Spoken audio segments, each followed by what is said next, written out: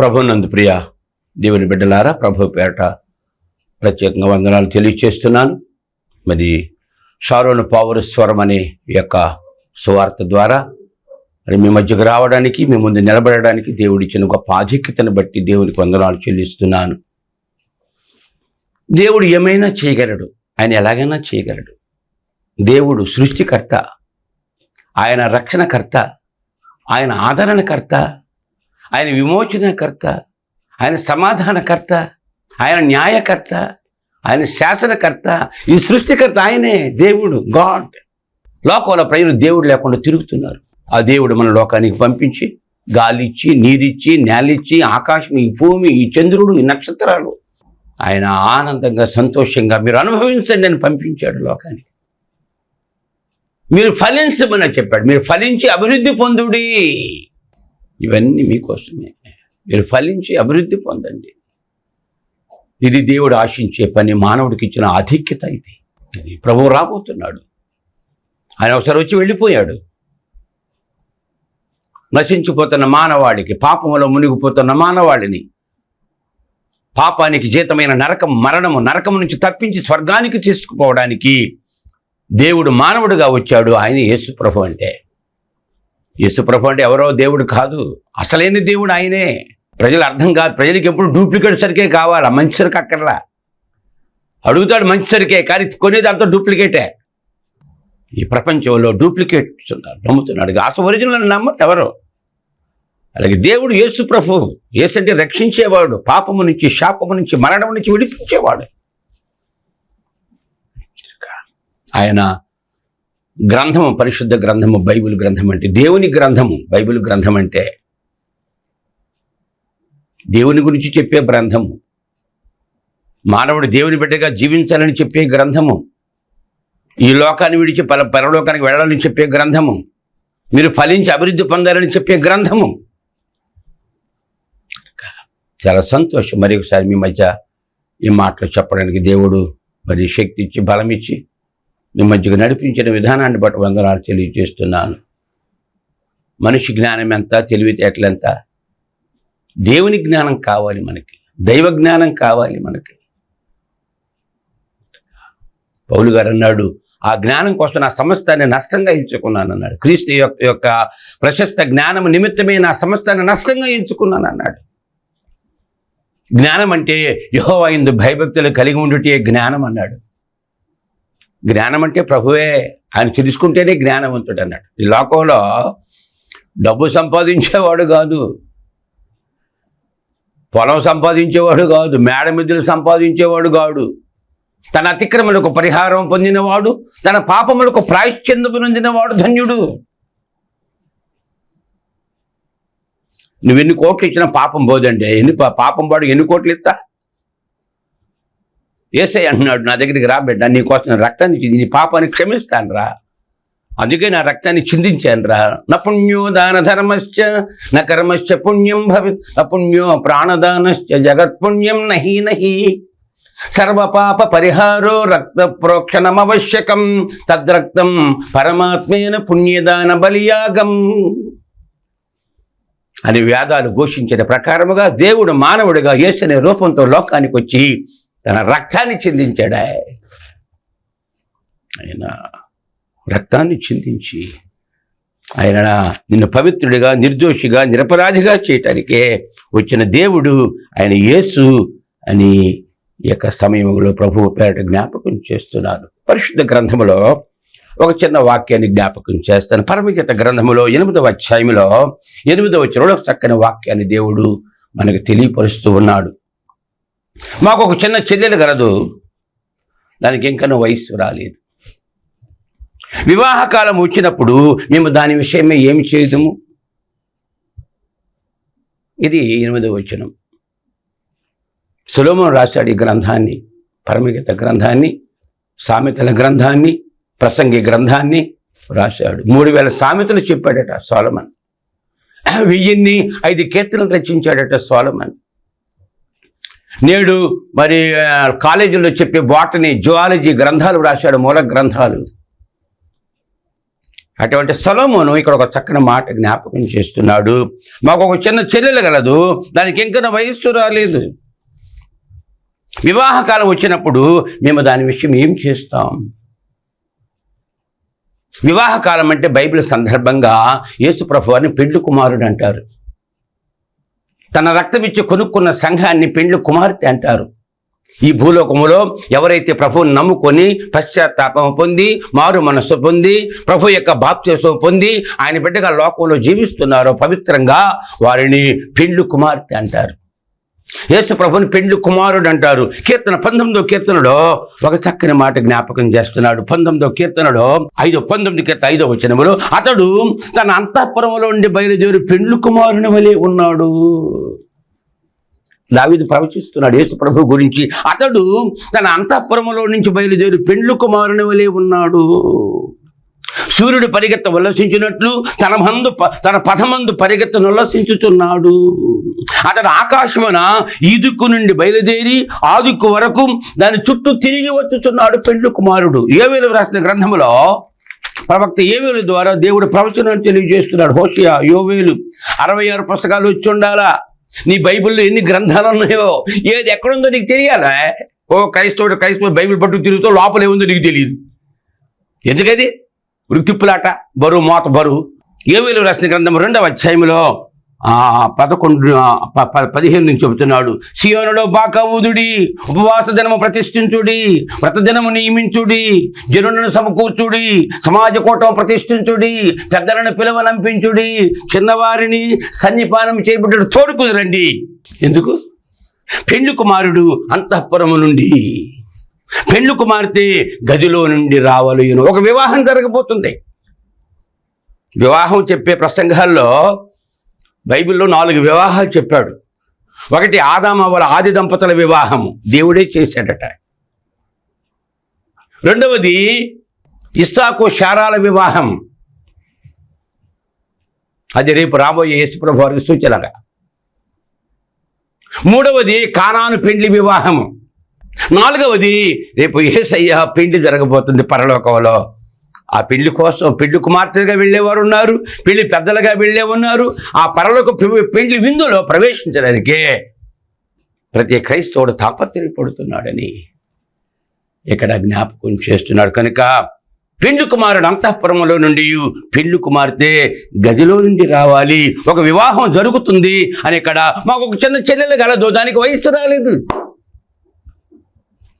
సాధారణంగా పిల్లలు బాల్యం అయిపోయినాక యవ్వనం వస్తుంది.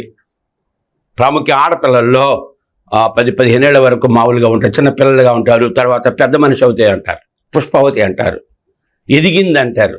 ఈ మధ్యనే మా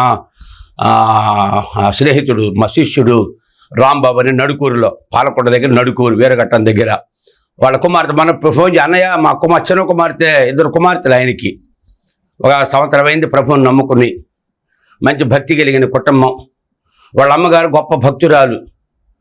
వాళ్ళ అమ్మగారు ఆ బిడ్డ ప్రభువుని చూసి ప్రభు ద్వారా ఆత్మను పొంది మరి మా నాన్నగారు శిష్యురాలుగా ఆ ప్రాంతంలో ఉంది.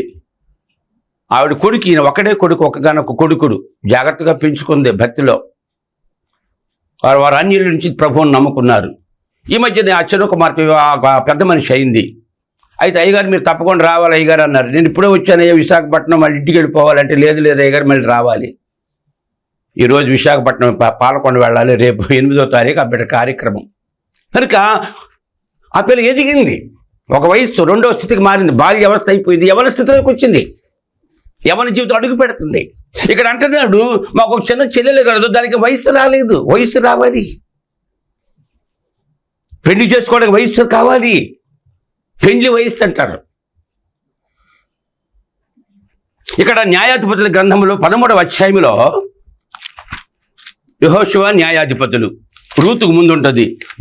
13వ అధ్యాయంలో ఇక్కడ రాస్తున్నారు. ఇక్కడ తర్వాత ఆ స్త్రీ కుమారునికి అతనికి సంసోను అని పేరు పెట్టాను.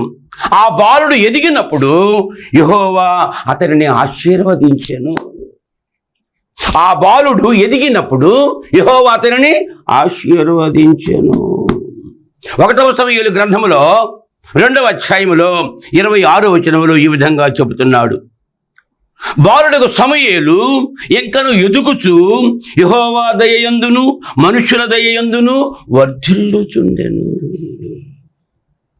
సంసోను గురించి అన్నాడు, ఆ బాలుడు ఎదిగినప్పుడు యెహోవా అతనిని ఆశీర్వదించెను.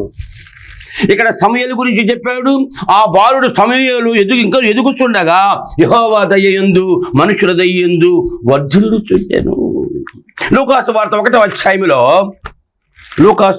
1వ అధ్యాయంలో 80వ వచనంలో ఆ శిశువు ఎదిగి ఆత్మయందు బలము పొంది ఇశ్రాయేలును ప్రత్యక్షమగు వరకు అరణ్యములో ఉండెను అని ఇక్కడ జ్ఞాపకం.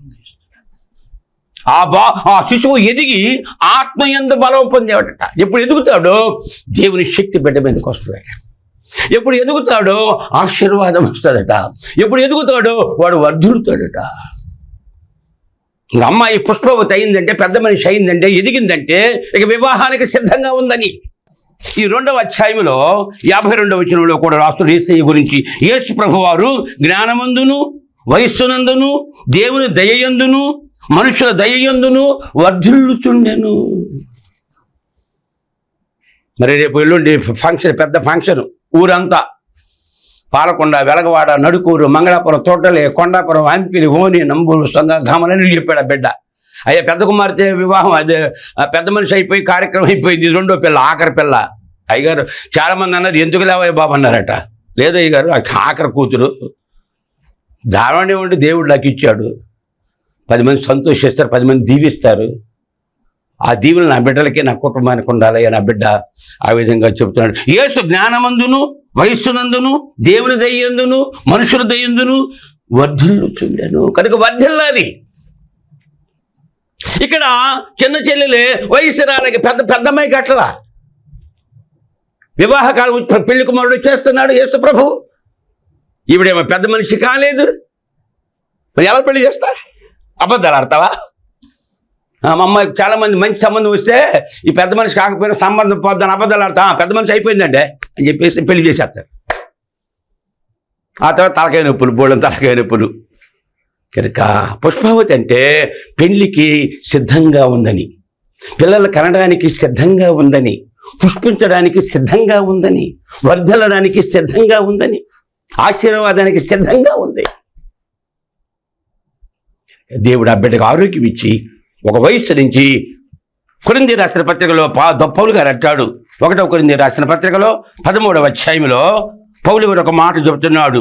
ఇక్కడ నేను పిల్లవాడనై ఉన్నప్పుడు పిల్లవాని వలె మాట్లాడి తిని, పిల్లవాని వలె తలంచి తిని, పిల్లవాడి వలె యోచించి తిని. పిల్లవాడిగా ఉన్నప్పుడు, బాల్య దశలో ఉన్నప్పుడు, ఇంకా పెద్ద మనిషి కానప్పుడు, వయస్సు రానప్పుడు, ఇప్పుడు పెద్దవాడనై పిల్ల చేష్టలు మానివేసి తిని. పెద్దోడంటే పిల్ల చేష్టలు చెప్పి, పెద్దోడైపోయి పిల్ల చేష్టలు చేస్తే నవ్వుతాడండి ఎవడైనా. నువ్వు పెద్దోడేమంటే పెద్దోడుగా ఉండాలి, మర్యాదగా ఉండాలి, పరువుగా ఉండాలి. అది పెద్దోడంటే. పిల్ల చేష్టలు ఇంకా చేస్తే, ఇంకా డ్యాన్సులు చేస్తే, ఆ ముసలివాడు ఎవడు ఒక ఆయన డ్యాన్సులు వేస్తుంటాడు టీవీలోన, ఎరగదీసేస్తాడు చిరంజీవి డ్యాన్సులు. ఏమనుకుంటారు మా ఊళ్ళో? నా ప్రియ సహోదరి సహోదరుడారా, నేను పిల్లవాడని ఉన్నప్పుడు పిల్లవాని వలె మాట్లాడి తిని, పిల్లవాని వలె తలంచి తిని, పిల్లవాని వలె యోచించి తిని, ఇప్పుడు పెద్దవాడని పిల్ల చేష్టలు మానివేసి తిని. ఎఫెసీయులకు రాసిన పత్రిక 4వ అధ్యాయంలో ఒక చక్కని మాట పౌలు గారు జ్ఞాపకం చేస్తున్నాడు. ఎఫెసీయులకు రాసిన పత్రిక 4వ అధ్యాయంలో 13 మనం చదువుకుంటే, పరిశుద్ధులు సంపూర్ణగున్నట్లు క్రీస్తు శరీరము క్షమాభివృద్ధి చెందుటకు పరిచర్య ధర్మము జరిగించుటకు ఆయన కొందరిని అపోస్తులుగాను, ప్రవక్తలుగాను, సువార్తలుగాను, కాపరులుగాను, ఉపదేశకులుగా నియమించాడు. సంఘము క్షమాభివృద్ధి కలగడం కోసం మాత్రమే జాగ్రత్త. సంఘము క్షమాభివృద్ధి చెందాలి, విస్తరించాలి, పువ్వులు, కాయలు, పళ్ళు ప్రబలాలి. ఎదుగుదలంటే పిల్లల్ని కనాలి, పెళ్లి చేసుకోవాలి, పిల్లల్ని కనాలి, వాళ్ళని పెంచాలి, ప్రయోజకులు చేయాలి. అదే ఎదుగుదలకు కారణం, నాంది ప్రస్తావన. నువ్వు ఎదిగేవంటే నువ్వు ఫలాలు కావాలి, నీ గర్భఫలం దీవించబడాలి అమ్మాయి. అందువలన మనం ఇక మీద పసిపిల్లలమై ఉండక పసిపిల్లలమయ్యుండి మనుషుల మాయోపాయాల చేత వంచనతోనూ తప్పు మార్గమునకు లాగు కుయుక్తితోనూ గాలికి కొట్టుకొని పోవునట్లు కల్పించబడి ప్రతి ఉపదేశములకు అటు ఇటు కొట్టుకొని పోవచ్చు అలల చేత ఎగరగొట్టబడిన వారమైనట్లు ఉండక ప్రేమ కలిగి సత్యము చెప్పుచు క్రీస్తు వలె ఉండుటకు మనం అన్ని విషయములలో ఎదుగుదుము. ఇది ఎదగదము అంటే. మేము ఎదిగిపోయామండి, మేము కార్లు సంపాదించామండి, బంగాళాలు సంపాదించామండి, బంగారం సంపాదించామండి, మేము ఎదిగామండి. అది ఎదుగుదల కాదురా బాబు, అది దిగుదల అంటే కిందకి దిగడం అంటారు. అది ఆరోహణం కాదు, అవరోహణం. అది ఆరోహణం అంటే పైకి వెళ్ళడం, ఆరోహణం అంటే కిందకి దిగిపోవడం రా నాయన. ఎదుగుదలంటే ప్రేమ కలిగి సత్యము చెప్పుచు క్రీస్తు వలె ఉండుటకు మనం అన్ని విషయములలో ఎదుగుదుము అని ఇక్కడ జ్ఞాపకం చేశాడు. ఇంకా చూస్తే ఇక్కడ ఈ విషయం కనుక చిన్న చిన్నది ఎదగడం లేదు. ఇది ప్రాబ్లం. ఏమంటే మీ అమ్మాయి పెద్ద మనిషి అయిందని అంటాడు, పెళ్ళిళ్ళు పెద్ద చెప్తాడు. ఏమంటాడు, మీ అమ్మాయికి మంచి సంబంధం చూస్తానండి అంటాడు. రాగరా బాబు, ఇంకా పెద్ద మనిషి కాలేదురా బాబు అంటాడు. పెద్ద మనిషి అయితేనే వివాహం జరుగుతుంది. నువ్వు పెద్ద మనిషిగా ఉండాలి, నువ్వు భక్తుడిగా ఉండాలి, నువ్వు నీతిమంతుడిగా ఉండాలి, నువ్వు నిర్దోషిగా ఉండాలి, నువ్వు నిరపరాధిగా ఉండాలి, నువ్వు ప్రార్థనాపరుడిగా ఉండాలి. ఒకసారి ఒక ఆయన పెళ్లి సంబంధంకి వెళ్ళారు, ఒక అమ్మాయిని చూడడానికి. వెళితే అక్కడ అడిగారు, మీ పెళ్లి కొడుకు ప్రార్థన వచ్చని అడిగారు. ఆవిడ ప్రార్థన రాదు. మీ ప్రార్థన మా అమ్మాయిని మీకు ఇవ్వమండి. ఆడికి ఎదగలేదు, ఆడింకా ప్రార్థనలో ఎదగలేదు, భక్తిలో ఎదగలేదు. మీసాలు గడ్డాలు వచ్చాయి, భక్తిలో ఎదగలేదు. ప్రార్థన చేయడం రాదు, కానీ మా అమ్మాయిని ఇవ్వండి, సంబంధం క్యాన్సిల్. ఇక నా ప్రియ సహోదరి సహోదరులారా, ఇక్కడ చెప్తున్నాడు క్రీస్తు వలె మనం అన్ని విషయం ఎదగాలి. అబ్రహాము అన్ని విషయాలు ఆశీర్వదించబడ్డాడు. కనుక ఒక అమ్మాయి మరి పుష్పావతి అయితేనే ఆ పెళ్లికి సిద్ధంగా ఉంటుంది. మాకు ఒక చిన్న చెల్లెలు కలదు, దానికి వయసు రావడం లేదు. పెండ్లి కుమారుడు వస్తున్నాడు, మేమేం చేయాలి అని సేవకులు, ఆ పెద్దలు, భక్తులు ప్రాధాయపడుతున్నారు అని ఇక్కడ ఈ వాక్య భాగంలో మనం జ్ఞాపకం చేసుకుంటున్నాం. కనుక నా ప్రియ సహోదరులారా, ఎదిగేది ఎదగడం, నువ్వు ఎదిగేవా లేదా అనేది నీ ఫలింపుని బట్టి ఉంటుంది. ఎదిగితే ఫలింపు ఏది? నువ్వు ప్రభువుని తెలుసుకున్నావు, ప్రభు బిడ్డగా మారావు, ఎదిగావు. నువ్వు ఎంతమంది సంఘాన్ని తీసుకొచ్చా, ఎంతమందికి వాక్యం చెప్తున్నా, ఎంతమందిని ప్రభువులో నడిపిస్తున్నావు? అది నువ్వు ఎదిగితే సరిపోతుందా? ఇంకా పాత నీరే, కొత్త నీరేది? కొత్త సరికేది? పాత సరికే. కొరింథీయులకు రాసిన పత్రిక 3వ అధ్యాయంలో అంటాడు ఒక మాట, సహోదరులారా, ఆత్మ సంబంధమైన మనుషులతో మాట్లాడండి, నేను మీతో మాట్లాడటం లేదు. క్రీస్తునందు పసిబిడ్డలే అనియు మీతో మాట్లాడవలసి వచ్చింది. పసిబిడ్డలతో ఏం మాట్లాడతా? పసిబిడ్డ ఏ విధంగా పెళ్లికి సిద్ధంగా ఉంటుంది? అది పసితనం పోవాలి, బాల్యం పోవాలి, యవ్వనం రావాలి, వయసు రావాలి. అప్పుడే పెళ్లికి సిద్ధంగా ఉంటుంది. అప్పుడే పెళ్లి చేసి పిల్లలు పుడతారు. ఈ జీవితంలో మార్పు. ఒక తల్లిగా నువ్వు మార్చబడాలంటే, ఆ స్థానంకి వెళ్ళాలంటే నువ్వు పెద్ద మనిషివి కావాలి, నువ్వు ఎదగాలి. ఎప్పుడు పిల్ల ఎదుగుతుందో తల్లిదండ్రులు సంబరం చేసుకుంటారు. ఆ బిడ్డకు చక్కని బిడ్డలు పుడితే అంత ఆనందం, సంతోషం. మా మనవడండి, మా మనవరాలండి. నువ్వు ఎదిగినప్పుడే నువ్వు ఆత్మను సంపాదించగలవు క్రీస్తు కొరకు. నువ్వు ఎదగలేదంటే నువ్వు ఆత్మను సంపాదించలేవు. ఎక్కడేసో గొంగలంటే అక్కడే. నా ప్రియ సహోదరి సహోదరులారా, ఈ సమయంలో ఆ క్రీస్తునందు పసిబిడ్డలే అనియు మీతో మాట్లాడవలసి వచ్చింది. అప్పటిలో మీకు బలము చాలకపోయినందున పాలతోనే మిమ్మల్ని పెంచుతుంది, కానీ అన్నముతో మిమ్మల్ని పెంచలేదు. మీరింకను శరీర సంబంధం ఉండటం వలన ఇప్పుడు మీరు బలహీనులై ఉన్నారు కారా? ఇక పెరిగడ వయసు అంటే ఆత్మ సంబంధమైన వారు అని అర్థం బైబిల్లో. ఇక ఈ చెల్లెలు ఇంకా శరీర సంబంధంగానే ఉంది.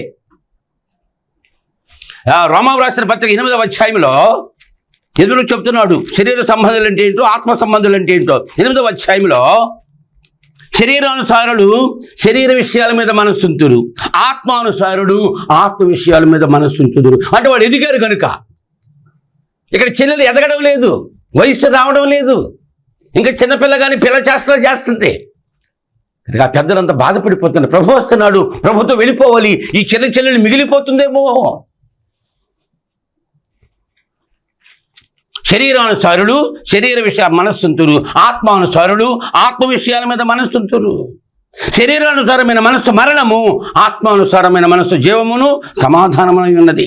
ఎలా అనగా శరీరానుసారమైన మనస్సు దేవునికి విరోధమైనది, అది దేవుని ధర్మశాస్త్రానికి లోబడదు, ఏమాత్రము లోబడదు. కాగా శరీర స్వభావము గలవారు దేవునిని సంతోషపరచలేరు.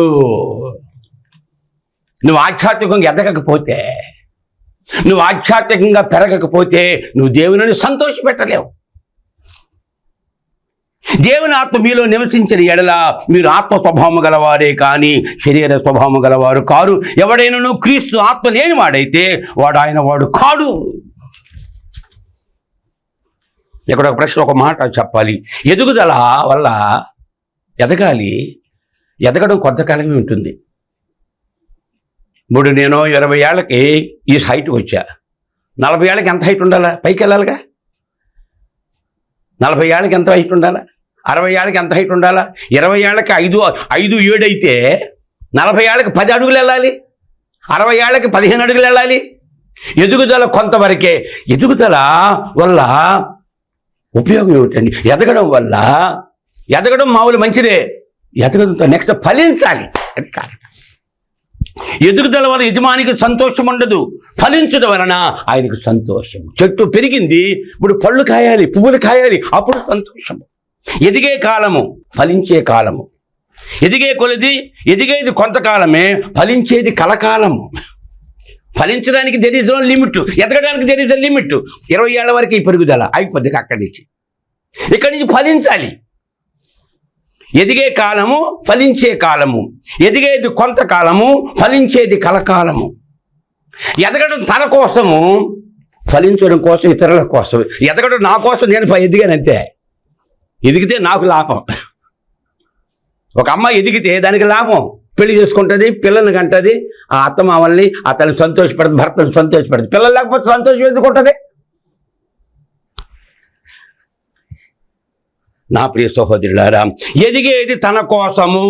నువ్వు డబ్బు సంపాదించు, ఏమైనా సంపాదించు, అన్ని సంపాదించు, నీకే, ఎవరికిస్తావు నువ్వు? ఫలించడము ఇతరుల కోసము. చెట్లు ఆ పళ్ళు తినవు, ఆవు తన పాలు తాగదు, నదులు తమ నీళ్లు తాగవు, పువ్వులు తమ వాసన చూడవు, సూర్యుడి తన కాంతిని ఉపయోగించుకోడు. ప్రజల కోసమే సూర్యకాంతి, ప్రకృతి అంతా ఇవ్వడమే. ఇక నా ప్రియ సహోదరి సహోదరులారా, ఆ పరమిగత మాట చెప్పాడు. మాకు ఒక చిన్న చెల్లెలు కలదు, దానికి వయసు పెరగడం లేదు. ఎన్నో ప్రయత్నాలు చేస్తున్నాం, సేవకులు వస్తున్నారు, వాక్యం చెబుతున్నారు, ఈయన చేస్తున్నా ఎక్కడేసో గొంగళి అక్కడే ఉంటుంది. ఎలాగా? ఏం చేయాలి మేము? ఇంకెందుకంటే ఏం చేయాలి అని ఆ సంఘ పెద్దలు, ఆ కాపరుడు ప్రయాసపడుతున్నారు, తాపత్రయపడుతున్నాడు. సేవకుడికి ఆ ప్రయాసం ఉండాలా, సంఘ పెద్దలకు ఆ ప్రయాసం ఉండాలి. అపోస్తల కార్యగ్రంథములో 20వ అధ్యాయములో 28లో పౌలు గారు ఏం చెబుతున్నాడు? అపోస్తల కార్యగ్రంథము 20వ అధ్యాయము 28వ వచనంలో ఏం చెబుతున్నాడు? 28 దేవుడు తన స్వరక్తం ఇచ్చి సంపాదించిన సంఘమును కాయటకు. అది ఎదిగిందా లేదా, ఎదుగుతుందా లేదా, ఎక్కడ లోపం ఉంది? ఇంకా చిన్న చెల్లెలుగా ఉంటే ఎలాగా? పెద్దది కావాలి, చిన్నోళ్ళు పెద్దోళ్ళు కావాలి. దేవుడు తన స్వరక్తం ఇచ్చి సంపాదించిన సంఘమును కాయటకు పరిశుద్ధాత్మ దేని యందు మిమ్మల్ని అధ్యక్షుడిగా ఉంచాడో ఆ యావత్తు మందను గురించి, మీ మట్టుకు మిమ్ము గురించి జాగ్రత్తగా ఉండాలి. అమ్మా ప్రార్థన చేసుకుంటున్నారా? అమ్మా బైబిల్ చదువుకుంటున్నారా? అమ్మ నీకు వాక్యాలు ఎన్ని వచ్చాయమ్మా అని ఏనాడని అడిగావా? నీకు రావు, వాళ్ళకి రావు. అందుకే యేసయ్య అన్నాడు 23వ అధ్యాయం మత్తయి సువార్తలో, మీరు పరలోకము వెళ్ళరు, వాళ్ళను వెళ్ళనీయరు అన్నాడు. నేను అబద్ధం చెప్పట్లేదు. మత్తయి సువార్తలో 23వ అధ్యాయంలో యేసయ్య చెప్పిన మాటే జ్ఞాపకం చేస్తున్నా. ఏందిరా చక్రవర్తి అని కోపం వచ్చి ఏదో అంటూ ఉంటారా బాబు అనుకుంటా ఉంటారు. అక్కడ అయ్యో 23:13 అయ్యో వేషధారుని శాస్త్రులారా పరిచయులారా, మీరు మనుషుల యొక్క పరలోక రాజ్యమును మూయుదురు, మీరు అందులో ప్రవేశించరు, ప్రవేశించే వారిని ప్రవేశింపనీయరు అని చెప్పాడు. యేసయ్య చెప్పిన మాట ఇది, చూసుకోండి. మీరు అందులో ప్రవేశించరు, ప్రవేశించే వారిని ప్రవేశింపనివ్వరు. కనుక సంఘములో విశ్వాసి ఎలా ఉన్నాడు? మాకు చిన్న చెల్లెలు ఉంది, ఆ చెల్లెలకు వయస్సు రావడం లేదు, వివాహకాలం వస్తుంది, ప్రభు వస్తున్నాడు, సిద్ధంగా ఉండాలి. ఇంక సిద్ధంగా లేదు, ఎలా సిద్ధం చేయాలి? ఆవిడికి ఆహారం పెట్టాలి. హెబ్రీ రాసిన పత్రిక 5వ అధ్యాయంలో ఒక మాట జ్ఞాపకం చేసి ముగిస్తాను నేను. హెబ్రీ రాసిన పత్రిక 5వ అధ్యాయంలో చెప్తున్నాడు, కాలమును బట్టి చూచితే మీరు బోధకులుగా ఉండవలసిన వారై ఉండగా దేవోక్తుడు మొదటి మూల పాఠమును మరలా మీకు బోధించాల్సి వస్తుంది. ఏబిసిడీలే మళ్ళీ మీకు 66 పుస్తకాలు రావు, ఇంకా 66 పుస్తకాలే 1వ పేజీలోనే. మీరు పాలు త్రాగవలసిన వారే కానీ బలమైన ఆహారం తినగలిగిన వారు కారు. వయసు వస్తే బలమైన ఆహారం తింటాడంతే. మరియు పాలు త్రాగు ప్రతివాడును శిశువే గనుక నీతి వాక్యాల విషయములు అనుభవం లేని వాడై ఉన్నాడు. వయస్సు వచ్చిన వారు అన్నాడు ఇక్కడ. వయస్సు వచ్చింది. యేసు ప్రభు కుంటోడు బాగు చేస్తే అన్నాడు, ఎవడు బాగు చేశాడు మిమ్మల్ని అంటే, వాళ్ళ అమ్మ అన్నాడు, మాకు తెలియదయ్యా, వాడికి వయసు వచ్చింది, వాడిని అడగండి. వాడు వయసు వచ్చినవాడు వాడు చెప్తాడు, వాడు చెప్తాడు సాక్ష్యం. అది యేసు ప్రభు బాగు చేసి ఒక ఆయన బాగు చేశాడు రా, ఆ దేవుడు పాపులమని విన్నాడు కదా, మరి ఆయన ప్రార్థన చేస్తున్న కాళ్ళు చేయయ్యా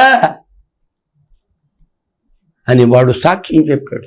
వాడు వయసు వచ్చిన వాడు సాక్ష్యం చెప్తాడు, వయసు వచ్చినవాడు వాక్యం చెప్తాడు, వయసు వచ్చిన వాడు ప్రవర్తన మార్చుకుంటాడు, వయసు వచ్చిన వాడు దేవుని పోరు నడుచుకుంటాడా.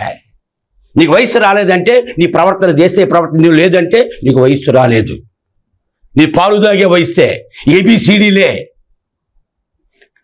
వయసు వచ్చిన వాడు అభ్యాసము చేత మేలు కీడులు వివేచించుటకు సాధకము చేయబడిన జ్ఞానేంద్రియములు కలిగి ఉన్నాడు కనుక బలమైన ఆహారం వాడికి తగును అని ఇక్కడ జ్ఞాపకం చేస్తున్నాడు. కనుక నా ప్రియ సహోదరి సహోదరులారా, నువ్వు ఫలించాలని దేవుడు కోరుతున్నాడు. ఎప్పుడు ఫలించాలంటే అన్నాడు, క్రిందకి వేరు తన్ని మీదికి ఎదిగి ఫలించాలని ఇక్కడ యెషయా గ్రంథం 37 జ్ఞాపకం చేశాడు. కిందకి వేరు తన్నాలి, అది మీదకి ఎదిగి ఫలించాలి. వేరు ఎంత లోపలికి వెళితే మొక్కంత పైకి వచ్చేది, వికసిస్తుంది, ఫలిస్తుంది. అటువంటి ఫలభరితమైన జీవితము, ఎదిగే జీవితము ప్రభు మీకు అనుగ్రహించునుగాక. మమ్మల్ని మిక్కిలిగా ప్రేమించిన మా పరలోక తండ్రి యేసయ్య, ఈ మాటలు దీవించండి. ఎదిగే వయస్సు మాకు అనుగ్రహించండి, ఫలించే స్థితి మాకు అనుగ్రహించి నీవే మహిమా ఘనత ప్రభావాలు పొందుకొనమని యేసయ్య శక్తి కలిగిన నామమును వేడుకొనుచున్నాను తండ్రి.